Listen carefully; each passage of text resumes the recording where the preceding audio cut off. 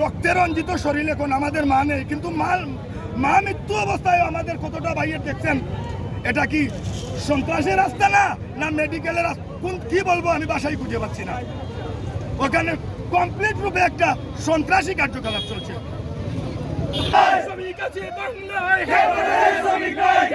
আমরা করেছি, আমরা চাই সুষ্ঠু তদন্তের মাধ্যমে আমাদের সহকর্মী এক ভাইয়ের মায়ের মৃত্যু মানে আমাদের মায়ের মৃত্যু। আমরা চাই না আমাদের এক মা হারাইছি আর কোনো মা যেন না হারায়। এই ধরনের ভুল চিকিৎসার কারণে আমার এক মা হারছে, আরো ভাইয়ের মা হারুক, এটা আমি চাই না। সুষ্ঠু তদন্তের মাধ্যমে আমরা এর বিচার চাই। আমরা চাচ্ছি আমরা চিহ্নিত আসামি যারা আছে, যারা আঘাত করছে, মেডিকেল কর্তৃপক্ষ যারা আঘাত করছে, তারা প্রশাসনে ধরুক, এই মুহূর্তে ধরলে আমরা রাস্তা ছাড়িয়ে দিব। এই মেডিকেল কর্তৃপক্ষ অবশ্য মেডিকেল শিশিক আছে, তারা পুলিশও আছে, তারা জানে না কেন আঘাত করছে। আমার মানুষ লাশ করে বলাইলো, তারা বুঝতে পারতো না। এত বড় একটা প্রতিষ্ঠান, দয়া করে আপনারা মাধ্যমে এগু চাইলাম তারা আসামি ধরাইয়া দোক, আমরা রাস্তা ছাড়িয়ে দিই। আমরা এখানে আমরা সর্বস্তরের শ্রমিক শান্তি দিই। এগু আমার না ঠাকুর দাবি নাই, এগু বাসর দাবি, এগু সিএনজির দাবি, এগু লেগুনার দাবি, সর্বস্তরের শ্রমিকের দাবি, সাধারণ জনগণের দাবি।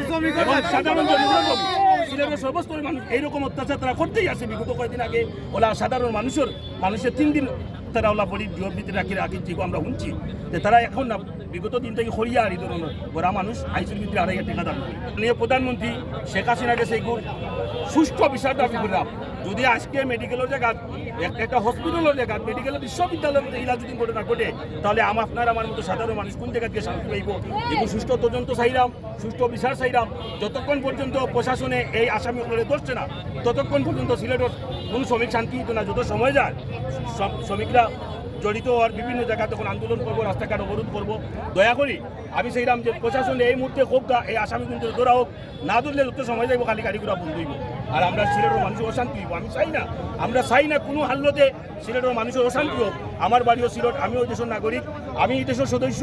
আমি চাই না আমার শরীরে কিন্তু রক্ত দেখা অবস্থায় কোনো মানুষের কষ্ট পাক, কোনো মানুষ এগুলো চাইতো না, আমরা কামনা করি না। আমরা দুঃখ খানু যে মেডিকেলের কর্তৃপক্ষ খেলে আঘাত দিল, তার মা মারা গেছে, মা মারা পরেও তারা মারিয়া 25টা কি 26টা সিলাই। রুগী আসলে কখন মারা গেছে কখন গেছে না, আপনাদের যে অভিযোগ, আমরা যে ঘটনা করেছে, আমরা এই ঘটনার প্রকৃত বিচার হোক বা প্রকৃত আইনগত ব্যবস্থা আমরা যাতে নিতে পারি, তার জন্য আমরা আশ্বস্ত করতেছি। তার জন্য পুলিশ প্রশাসনের পক্ষ থেকে আমি আশ্বস্ত করতেছি, যারা নিহতের আত্মীয়স্বজন আছে বা যারা আহত হয়েছেন, তারা অভিযোগ দিলে আমরা অবশ্যই তার সুষ্ঠু ন্যায় বিচার করবো। আমরা অভিযোগ দেবো, মামলা নেবো, যেটা বলেন সেটা করা হবে। প্রকৃত আইনগত ব্যবস্থা যা যা আছে আমরা পরিচালনা করবো। যারা মারা গেছেন আমরা আশা করবো এই লাশ আপনারা নিয়ে যাবেন, সৎকার করবেন এবং আমরা এই রুহের মাফ করতে আমরা সবাই দোয়া করবো জন্য। আর এই যে রাস্তা আটকানো আছে, সবাই কষ্ট পাচ্ছে, আমরা সিলেটের যারা আছি আমরা অনেকেই কষ্ট পাচ্ছি। তো আমরা আশা করবো যে আপনার লাশ নিয়ে আসবেন। আর যারা আহত হয়েছেন, যারা এই ঘটনার কারণে তারা প্রত্যেকে চিকিৎসা নেবেন এবং পরবর্তী আইনগত ব্যবস্থা আছে, আমরা আইনগত ব্যবস্থা 100তে 100 নেব। আর যাদেরকে আমরা অনেকে শুনেছি যে অ্যারেস্টের জন্য আপনারা আবেদন করেছেন, মামলা দেওয়ার পরে অভিযোগ হওয়ার পরে কারা ঘটনা ঘটিয়েছে, কাদেরকে অপরাধ, এখানে একটা হসপিটাল, এখানে সিসি ফুটেজ আছে, এখানে পালিয়ে যাওয়ার কোনো সুযোগ নেই।